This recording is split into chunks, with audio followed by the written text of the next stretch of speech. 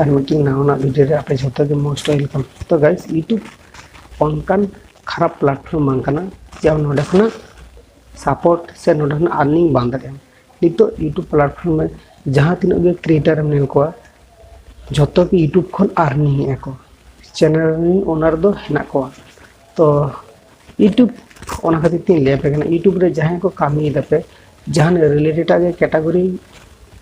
रे कामी दपे आपे ओना कैटेगरी चेतान रे आस्था दोहय पे ओना कैटेगरी चेतान रे जास्ती फोकस पे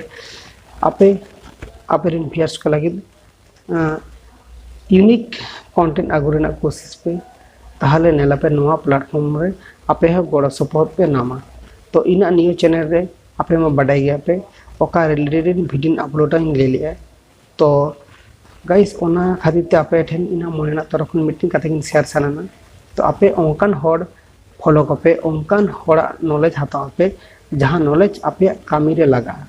तो इन बांगी लेदा हाडे नाडे खन कंटेंट अपलोड आगुई पे आगु कर अपलोड पे ने में व्यूज लगी तो झोतो हर की कामी को व्यूज बांग हजुआ ओना तो स्वाभाविक खाना कारण कंटेंट एवरीडे बांग प्रूफ लखने आम एवरीडे जहां आमा चैनल रे दर्शक मेना को नुकु जदी जहां रिलेटेड वीडियो पास साना को नोआ रिलेटेड वीडियो जदी बाको नामा को ताहले आको चिदा नोआ वीडियो नेला को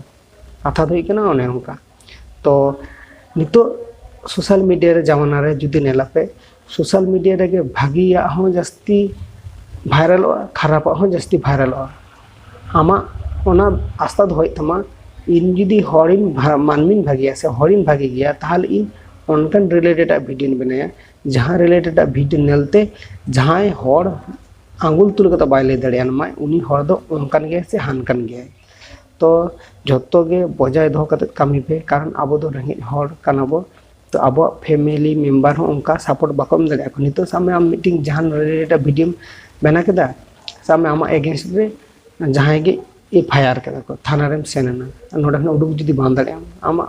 फैमिली बैकग्राउंड हो उनका बांग भागिया आम मीटिंग वीडियो करा खातिर ते जदी आम थाना रेम ताहेना ताहले चेद होइना नोआ प्लेटफॉर्म वीडियो बनाते ए नोडे अर्निंग लगी म जतो गे हिजु आबो किछु हर दो नोडे अर्निंग या को और किछु हर दो अर्निंग हो बाको दाड़िया का और किछु हर दो आको स्वप्न ओना मेद रेगे कुकमु मने रे ओना रेगे ताहेन तको वास्तव रे दो बांग होइरन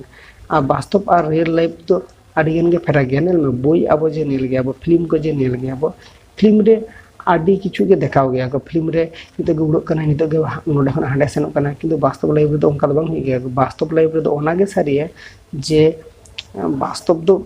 आडिगन गे कठिन गया। तबे हैं वास्तव रे जहां गे कठिन गया मोना कठिन ता जदी आम जॉय दाड़े गया ताहले आम जहां प्लेटफॉर्म में चला नो प्लेटफॉर्म रे आम सपोर्ट एम नामा गड़ सपोर्ट एम नामा। तबे हैं आपे मन मर्जी आपे ओके खुशी है पे उनी वीडियो नेला पे इना वीडियो जदी खुशी आप इना वीडियो नेला इना वीडियो जदी बांग पे खुशी ताहले इना वीडियो बांग पे नेला।